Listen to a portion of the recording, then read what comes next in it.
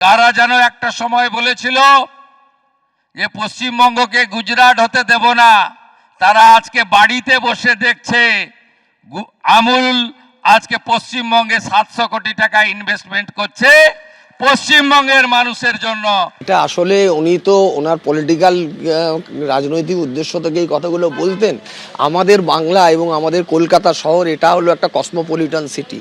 এখানে নানা জাতি, নানা মত, নানা পরিধানের লোকেরা আছে এবং আমাদের কবিও তাই লিখে গেছেন। এটা কখনো আমরা ভাবিনি যে গুজরাটের কোম্পানি ঢুকতে পারবো না। এই যে মিথ্যে একটা ন্যারেটিভ তৈরি করার চেষ্টা করছেন, একটা ভুল ধারণা তৈরি করার চেষ্টা করছেন, এটা সম্পূর্ণভাবে বিভ্রান্তিকর।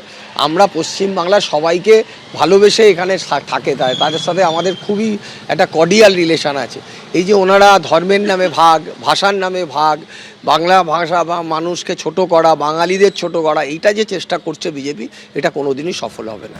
অর্থাৎ অমিত শাহ সম্পর্কে বলছেন ভুল narrative, political statement. Swapan Das, এই তো বৈষ্ণব চট্টোপাধ্যায় তাদের মতো ব্যাখ্যা করবে। এটা তো ঘটনা যে পশ্চিমবাংলায় যেটা হয় যে তোলাবাজরা সব ঐক্যবদ্ধ হয়, চোরেরা সব এক জায়গায় হয়, ধান্দাবাজরা সব এক জায়গায় হয়, সুবিধাবাদীরা সব এক জায়গায় হয় এবং এরা প্রত্যেকে মিলে একটা সিন্ডিকেট চালায়।